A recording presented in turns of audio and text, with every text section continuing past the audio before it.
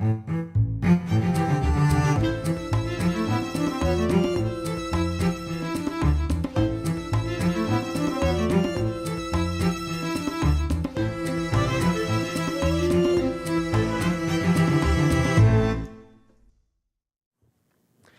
I'm Micah Halpern. Thank you for joining me today as I do some thinking out loud.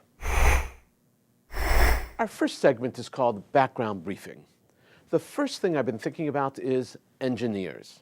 Not your typical engineers. I've been thinking about engineers that build bombs. They build bombs for suicide bombers and for other terrorists to use to murder innocent people. People who build bombs sometimes blow themselves up. It's an obvious occupational hazard of being a terrorist. It happens more often than it's reported and more than one might think. It's a blessing in disguise, sometimes compounded when the premature accidental explosion kills not only the engineer, but the accessories to the crime as well. The people around the engineer are almost always terrorist bomb makers in training. The accidental explosion, in effect, can take out an entire class of future bomb makers, including their master instructor. Abu Abdullah, an ISIS bomb maker and one of the most senior ISIS leaders in bombing operations and planning, was, to use the vernacular of ISIS, killed in a work accident. The explosion took place in Mosul. The bomb went off not in Abu Abdullah's laboratory, but in the outdoors on the road, where he was planting an IED, an improvised explosive device. The United States calls the devices IED, but honestly, they are anything but improvised, and they come in a variety of designs and levels of sophistication. Some IEDs are motion censored to explode when it senses something in range. Others are timed devices. Still others are remotely activated by pushing a switch at the designated time to maximize damage. In this case, Abu Abdullah blew himself up along with one of his students while planting the explosive. Intelligence on Abu Abdullah suggests that he was the master bomb maker responsible for tens of bomb attacks on roadsides and at other specific locations throughout Iraq. His notoriety rose as he developed an expertise in booby-trapping buildings in Mosul. His objective was to use his bombs to blow up as many Iraqi soldiers as possible while they carried out building-by-building checks as they liberated Mosul. Abu Abdullah was also known for planting bombs on roads around and surrounding Mosul. As Iraqi troops approached or left Mosul, the bombs would then detonate. There is a long history of engineers who became terrorist bomb makers. The most famous of all is Hamas terrorist Yahya Ayyash, a man who was simply called the Engineer. Ayyash, too, was blown up, but not by a work accident. Ayyash was assassinated by Israel. His cell phone rang, he answered, and he was blown up. Agents had swapped Ayyash's phone for an identical one loaded with explosives inside, or just switched the battery, which had a powerful explosive. Those specific details have never been revealed. Then they called him from a number he recognized. When Ayyash answered the phone and put it to his head, the bomb exploded, severing his head from his body. The engineer's funeral was attended by hundreds of thousands of supporters in Gaza. In terrorist circles, bomb makers are turned into heroes. The bomb maker empowers the terrorists to attack and strike at the heart of their enemy. Bombs cause great damage to property and to the intended victim's psyche even when they only damage or hurt a few individuals. Bomb makers level the playing field and give their fellow terrorists reason to feel proud and powerful. A properly built bomb helps terrorists attack targets, as powerful as tanks even.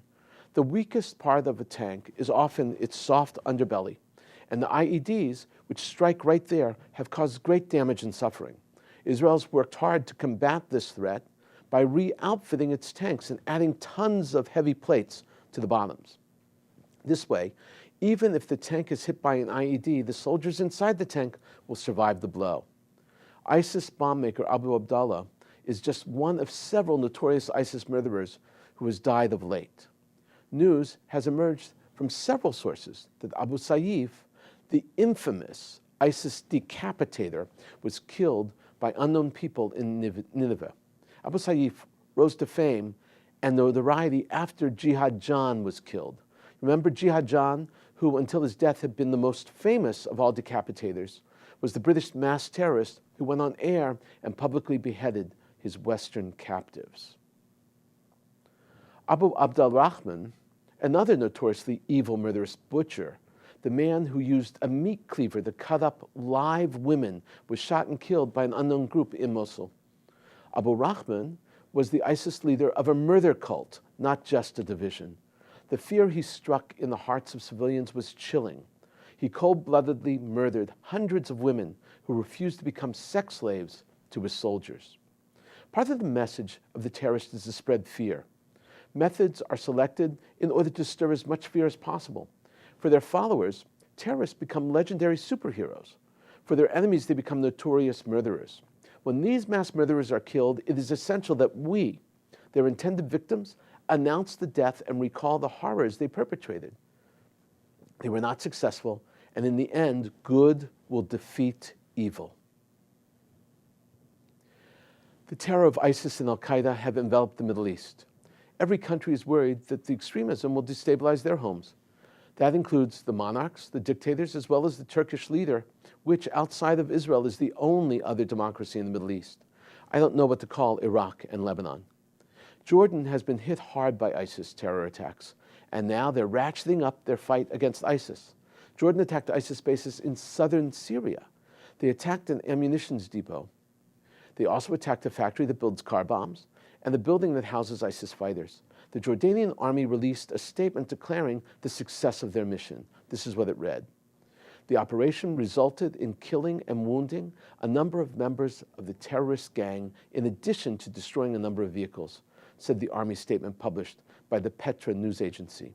This move is critical. It moves Jordan into the league of countries actively striking ISIS outside their own country. Most countries have limited their defense against ISIS to within their borders. The fight needs to be broadened. Kudos to Jordan.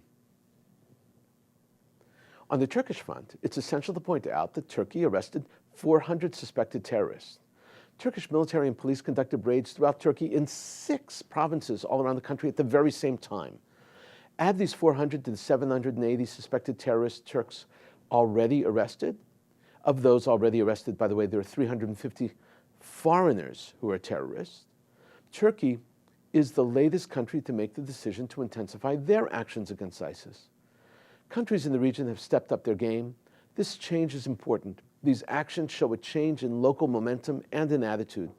The regional war against ISIS is intensifying. A recent front-page New York Times Sunday article proclaimed that there is no such thing as a lone wolf.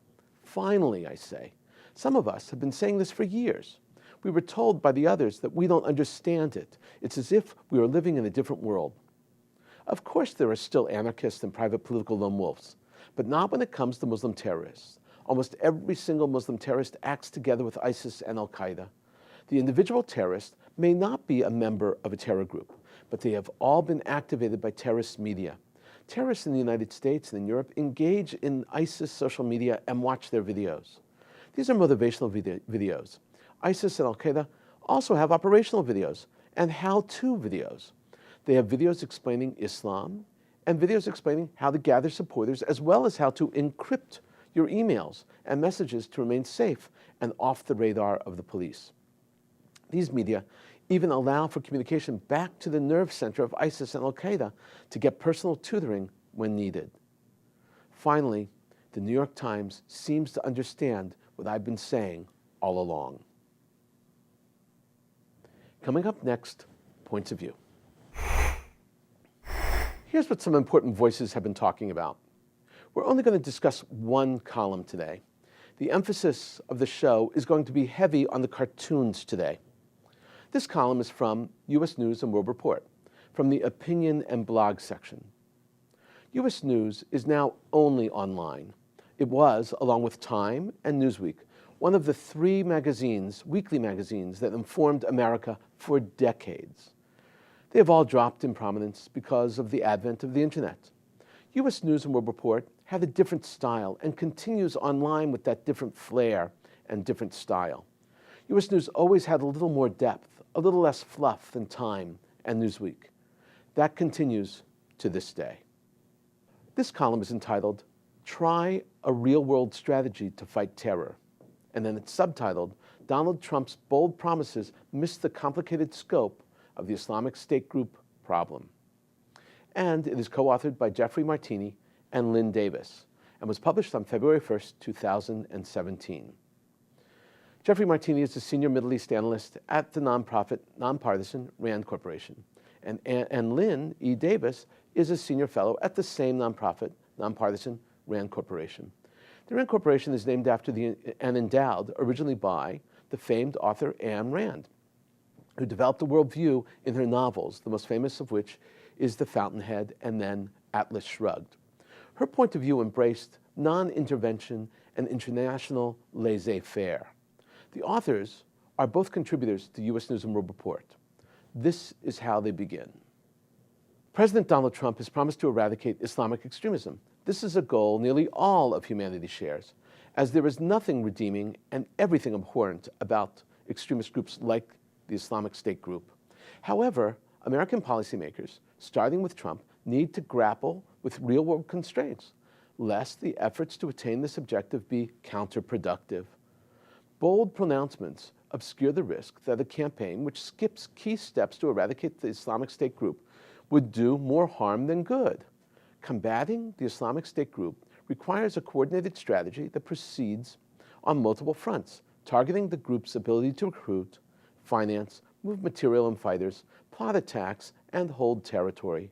The military aspects of the campaign against the group, which include airstrikes, special operation forces raids, intelligence sharing, and building partner capacity, contribute to these goals, however they are insufficient. The authors then explain the reason why it is not so easy to defeat ISIS from the practical point of view. Local conditions need to be exactly perfect. They continue. They are insufficient because defeating the Islamic State group is only possible if political conditions change in the Middle East, North and West Africa, and South Asia, and in ways that are exceedingly unlikely. It is not a coincidence that the Islamic State group's origins are found in two states in which Sunnis are aggrieved. Now Martini and Davis lay out their strategy to defeat ISIS. It seems simple, but it is not. They have two principles. As they put it, the strategy we put forward begins from two principles. First, the U.S. needs to align resources against the different threats posed by the Islamic State group, and protection of the homeland is the top priority. This means coalition activities should focus on reducing the group's ability to conduct external attacks. Since promoting regional stability is illusory, we urge investment in aspects of the campaign that reduce the risk of the Islamic State group directed and inspired attacks here at home. We believe this can best be achieved by targeting transit hubs through which the group moves people, money, and material. In other words, the authors are saying that emphasis should be placed on protecting the U.S. and other transit hubs where U.S. representatives and tourists frequent. Forget about attacking the nerve center and the headquarters of ISIS. Let them do as they want there.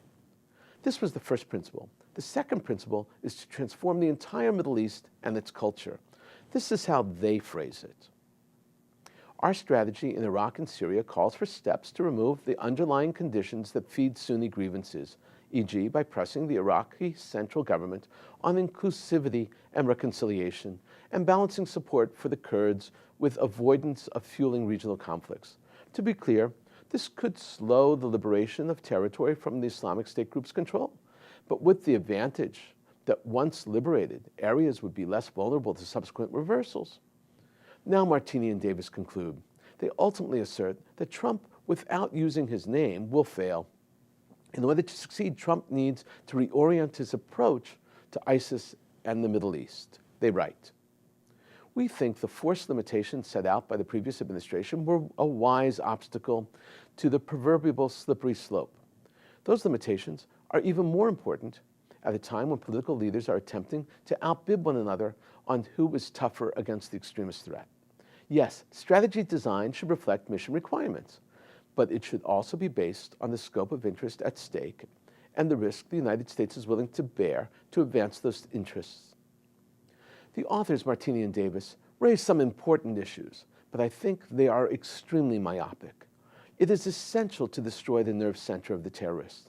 If the center remains intact, it continues to grow and command operations around the world, not just locally.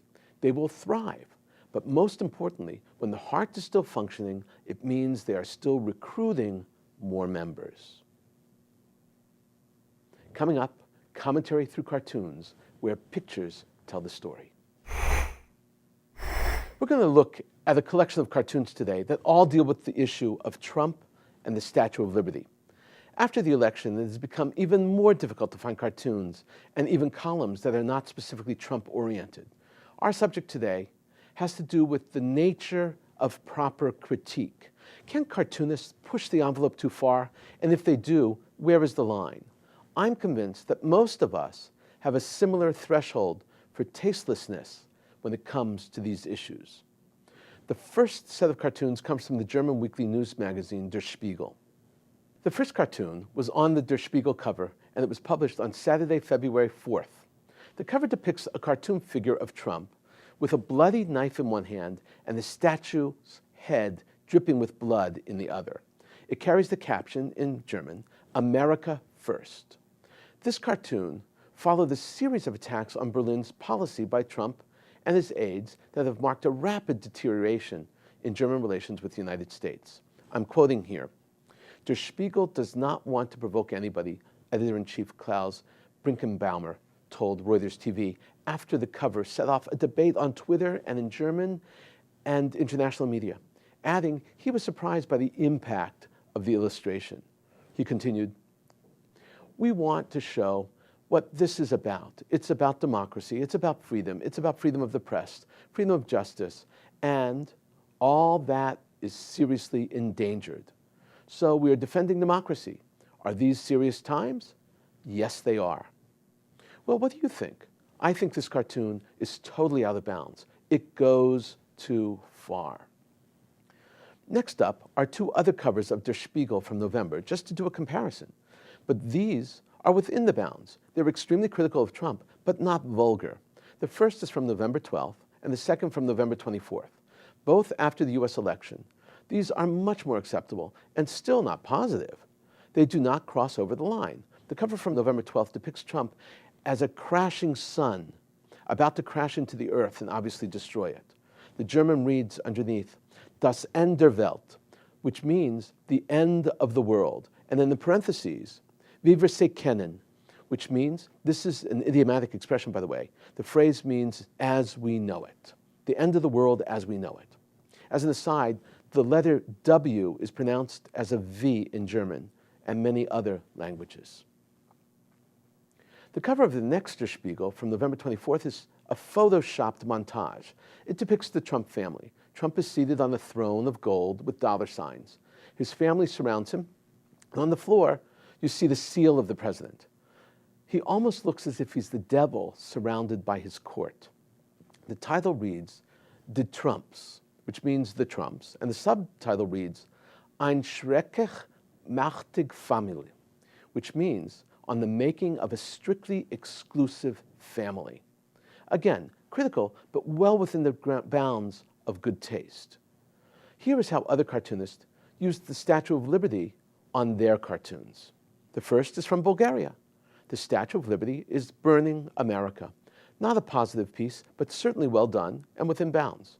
This was drawn by Christo Kamenarski and published on January 31st, 2017. This next example is from the British paper, The Independent. Trump disrobes the Statue of Liberty and says, "You're fired." The cartoon calls Trump the statue of bigotry. Cute, but tasteful, published by Brian Adcock on January 31st, again, 2017. This next cartoon is from Costa Rica, and the statue is hitchhiking to Canada, published on January 31st, again, 2017. And now this last cartoon is from Amsterdam, and it depicts Trump supporters tearing down the Statue of Liberty, replacing it with a statue of Trump with a stack of money in his hand. It was published the day before, by Aaron Van Dam on January 30th, 2017. In the end, our job as viewers is to let editors and publishers, producers, and network execs know when their outlet is doing a good job and when they may start approaching a very slippery slope, or if they have descended into an area where they are off base. It's our responsibility as consumers and as thoughtful, critical thinkers who believe in right versus wrong to make certain that the media provides us with responsible material. That's true for this show also, and for this network too. There's an essential relationship, a symbiosis that develops in order for real media and education to work well and to serve the needs of the community of viewers. We need to know when we step out of bounds. In a moment, my own perspective and a few predictions. Iran is responding to United States President Trump's announcement that Iran has been put on notice. The announcement was actually made by National Security Advisor Michael Flynn after Iran shot 2 ballistic missiles as weapons tests. The spokesman for the Iranian Foreign Ministry, Bahram Ghasemi, called the United States' stance repetitive, baseless, and provocative. He continued by suggesting that instead of thanking Iran for its continued fight against terrorism, the American government is practically helping the terrorists by claims about Iran that are baseless, repetitive, and provocative. Iran also said that these U.S. threats against them are useless. The question is, what will and can the United States do if Iran continues along these lines? We need to see what President Trump has up his sleeve.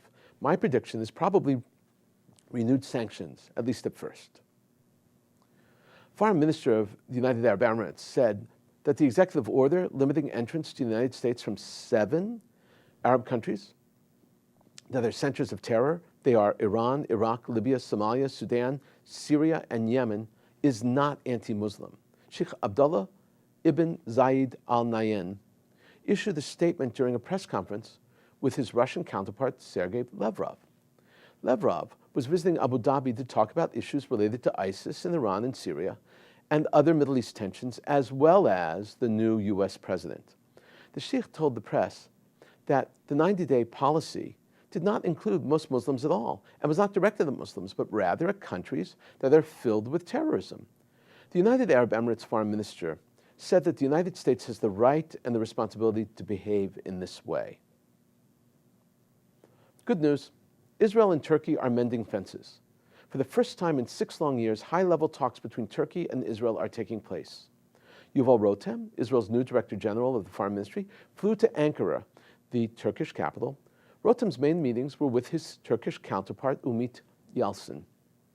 The objective of these meetings is twofold: to normalize relations through trust and to build and rebuild security and counter-terror communications. These 6 years have been a long time during which tensions were high and important opportunities were lost. Working together is beneficial for both Israel and Turkey and for the entire region. Turkish-Israeli cooperation was sorely missed. It will take time to get it back to the level where it once was, but these talks are a good indication and are a big step forward towards improving the situation. We've been thinking out loud about a lot today. Now that you know what I've been thinking, let me know what you're thinking. Email me at micah@jbstv.org, tweet me at Micah Halpern. Tell me what you think. Before we end, let me leave you with one piquante piece of information.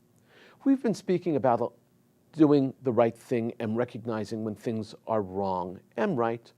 I realize that there is nuance in the world, and the world is not black and white. I understand that much of what we deal with is gray and shades of gray, but that does not mean that everything is relative. It is a philosophical fallacy to conclude that all good and all bad is relative to the environment and to each individual. That's wrong. There is right and there is wrong, and we know it. The Torah in the biblical book of Deuteronomy, chapter 16, line 20, demands that we pursue it.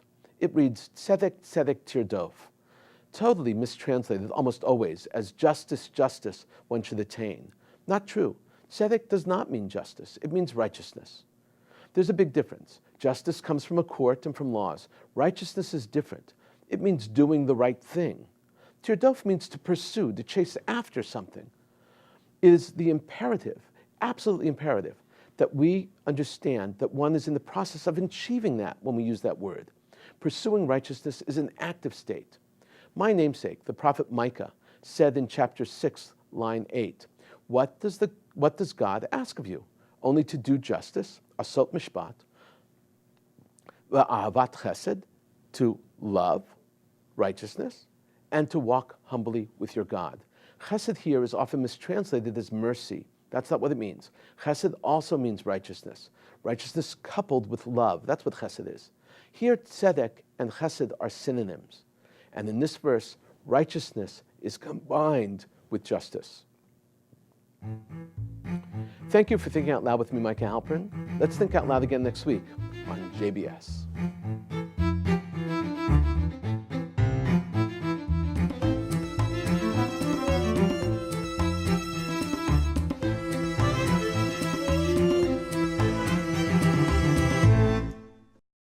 We would be pleased to send a complimentary DVD of this program to anyone who wishes to support JBS, the Jewish Broadcasting Service, with a tax-deductible gift of $36, double chai or more, to the nonprofit organization Jewish Education in Media. Simply visit the JBS homepage and click on the Donate button to make a donation by PayPal or your credit card. And please indicate the program for which you would like a DVD. Or you can send your tax-deductible check made out to Jem, Post Office Box 180, Riverdale Station, Bronx, New York 10471. And again, please remember to indicate which program you would like to receive with our compliments. And we thank you for your kind support.